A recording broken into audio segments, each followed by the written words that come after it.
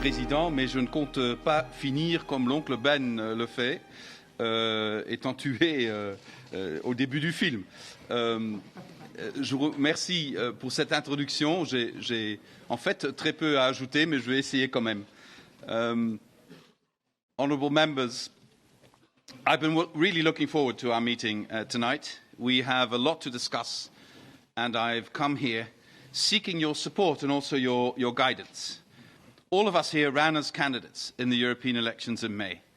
We went to our citizens with plans for the future, and now you, as their directly elected representatives, will get 5 years to turn these plans into reality, and I'm here today hoping you will give me your support to do my bit in the von der Leyen Commission to make sure we deliver what we promised.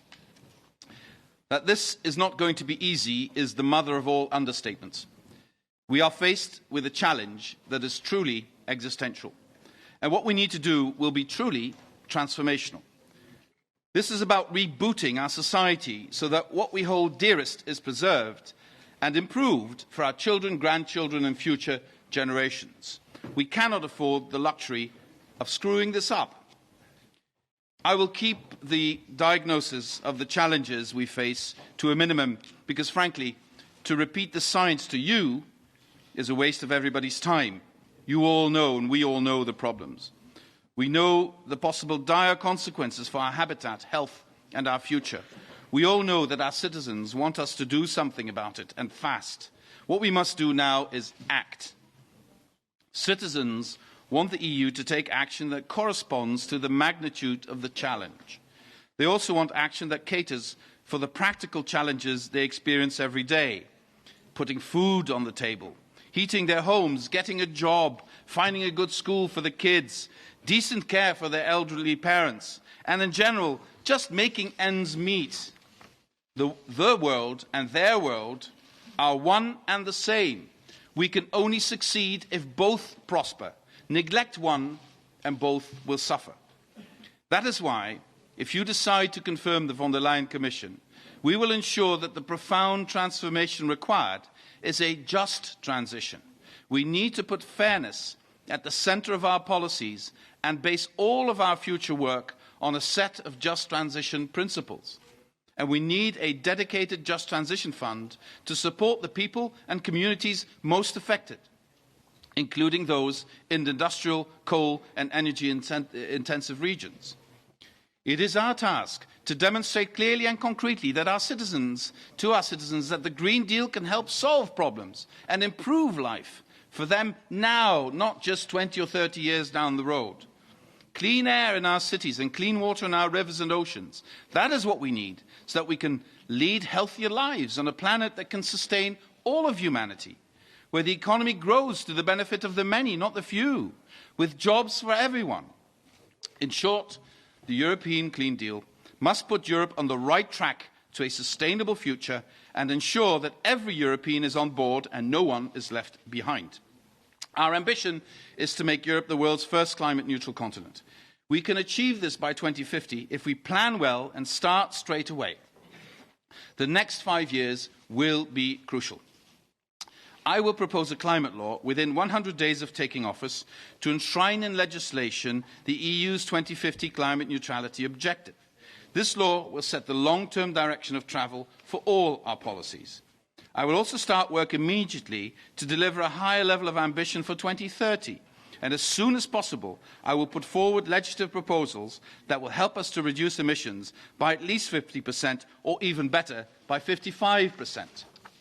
We will review and update our existing climate and energy legislation. It is also clear we have to consider additional measures to achieve our goals: cleaner transport, less energy-hungry buildings, a more sustainable food system. We cannot afford the luxury of complacency. But on the other hand, there is no reason to despair either.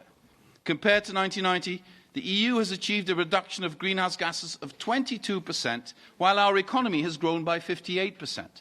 We've shown that tackling climate change does not harm the European economy. Now we need to raise the bar and aim for higher ambitions. This is something we can do. We have the skills, we have the brains, the people. We should also muster the political will in every single member state. I could go on giving you targets and percentages. I could elaborate on the broadening of the ETS, and I'm sure we'll come back to that in your questions. But first, I would like to talk about what the Green Deal could do for Europe's citizens. For instance, for social housing tenants or homeowners, especially those already struggling to pay their energy bills now. We're talking about more than 50 million Europeans, which to me is a completely unacceptable figure. We should not raise their energy bill, we should lower it, and that's entirely possible by being more energy efficient. Together with member states and regional and local authorities, we should consider large renovation projects for social housing tenants and private homeowners to pay for insulation or double glazing or the fitting of solar panels. We should set up fair financing schemes in cooperation with EIB and InvestEU to ensure residents don't have to find tens of thousands of euros up front, which they simply don't have, but rather we support this investment, or they are given a credit line and use the energy savings to gradually pay off the costs. With initiatives like this, the Green Deal could mean lower energy bills for better and more comfortable houses. Everybody wins. Public buildings like schools and hospitals should also be eligible for support. Improving energy efficiency could free up more money for education and healthcare. And by the way, all of this renovation work would create stable and local jobs. You can't delocalize that work. National initiatives, local jobs, backed by public and private financing and European support programs to share knowledge and capacity. That's, in my view, how a European Green Deal can work directly for people. Dear friends, our citizens might live increasingly in towns and cities, but they also like to enjoy nature in their free time. And they are worried about what's happening around them and in ecosystems far away. And I think all of us are very worried, whether it's the birds and the bees in our towns and countryside, the fish and incredibly fragile coral in our oceans, our rich forests, or the wild and wonderful animals in remote corners of our planet.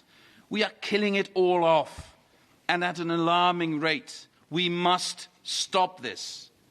That is why we will present a robust and ambitious biodiversity strategy for 2030, and why the EU must champion the most ambitious commitments possible at the next UN Conference of the Parties on Biodiversity in China in October next year. Like on climate, we should lead on this as well, worldwide. One way we can lead this work at home is in the food sector. This will be set out in the Commission's Sustainable Farm to Fork initiative. But there's more we need to do. The burning of the Amazon and other primal forests in Central Africa and Southeast Asia has recently confronted us with the urgency of protecting our forests. Nobody has the right to say, that's not your business, to their international partners. These are global common goods. But we should not simply point at others while doing too little ourselves. So here's an idea I would like to put to you. Trees clean the air, cool the city, sequester CO2, shelter animal life, and generally have the capacity to make us feel better. Let us embark on a massive project of reforestation across Europe. Let us restore our forests and create new green spaces in our cities. Let's make it a European plan so that we do it right all across the continent, and so that every city, every region is given the benefit of sharing the best and most successful practices from all across the European Union. The Green Deal should not only be about international biodiversity conferences far away, but also about life around us. The beauty of this is that everyone can be part of this in a very tangible way, and you can see the results straight away. And the Green Deal should benefit the health of our citizens. That's why Europe needs to move towards a zero-pollution environment, to tackle environmental degradation and pollution, address air and water quality, hazardous chemicals, industrial emissions, pesticides, endocrine disruptors, and microplastics. Air pollution is still one of the biggest killers in Europe. Do you know that more than 400,000 premature deaths a year are a consequence of bad air quality? How can we accept this? To protect Mother Earth, we also need to stop extracting her limited resources. We need to take our work on the circular economy to a new level, focusing on sustainable products and waste prevention. We must reduce, reuse and recycle to unlock all its potential for a low-carbon economy. We will propose a new circular economy action plan focusing on sustainable products and resource use especially in resource-intensive and high-impact sectors such as textiles and construction. Honourable members, transport is one of the most polluting sectors of our economy, and we need to tackle this head-on. All over Europe, people depend on their cars for the quality of their daily lives, not seldom even for their livelihood. I know that, and I don't want a car-free Europe. I want emissions-free cars in Europe, and I want people to use clean public transport. We need to cut emissions in the aviation and maritime sectors in particular if we are to meet our climate goals. This requires a careful mix of tools. We need to invest, for example, in our railways. Why is it that people choose to spend more time sitting in an airport waiting for a flight than sitting on a train getting to their destination? In part because it's cheaper, because we're not paying for the externalities. We're running up a debt on Mother Earth's credit card. She cannot afford to pay that debt. This should not be seen as a threat to the transport sector. It's actually an offer. It's an offer because I want to empower the sector to roll out new, clean, efficient and affordable vehicles and infrastructure. I want Europe to have the best transport systems in the world. The Green Deal will only be successful if all Europeans are part of it. If we really bring the Green Deal close to home, in fact, into our homes. To take this project to the people, we will make the European Climate Pact a cornerstone of the Green New Deal. The Climate Pact will bring together initiatives and pledges from communities, companies, neighbourhoods, sharing knowledge and data, helping and inspiring each other with best practices and concrete results. Look at what you, as European Parliament, have achieved in mobilising citizens in the This Time I'm Voting campaign. Look at what the Committee of the Regions has set up. Look at the initiatives of mayors all over the world. Look at how the NGO community is mobilising people and putting concrete solutions on the table. But most of all, look at what our kids are doing, creating a global movement with the momentum to change the world for the good. Everyone can lead by example. Good choices breed inspiration and imitation. There is nothing greater, I find, than to be inspired by your kids. Dear friends, I have mostly spoken to you about what we need to do in Europe. But of course, there is a huge international dimension. We have to work to convince others to step up their ambition as well. I'm fully committed to strengthening our international climate diplomacy and implementing the Sustainable Development Goals. With the Green Deal, Europe can lead by example. But we should also be prepared to consider other instruments, for instance, a carbon border tax to level the playing field for European products if other countries do not go as far as us or refuse to go in the right direction. As an economic giant, we have tremendous leverage in our trade relations. We can set global standards. We should use that leverage as best we can, combined with convincing arguments to show that at the end of the day, we can all be better off. Honourable Chair, honourable members, we have a long-term goal, but we need to deliver short-term incentives. It is all very well trying to stop the end of the world, but we also need to take along the people who worry about getting to the end of the month. The transformations required are unprecedented and call for cooperation, determination, ingenuity. I'm certainly not saying this is going to be easy. I've never seen anything in Europe that's easy. At least nothing that's worthwhile. Everything that's worthwhile is complicated. But that's the challenge. That's why we're here. If it were easy, we didn't need a parliament or we didn't need a commission. It's because it's complicated that we need to do it. But also because it's the right thing to do. I want to sit here today before you as a partner and a friend, ready to answer your questions and to work with you to build a brighter future. We do it for the people who have put us here, for the European citizens. Thank you very much.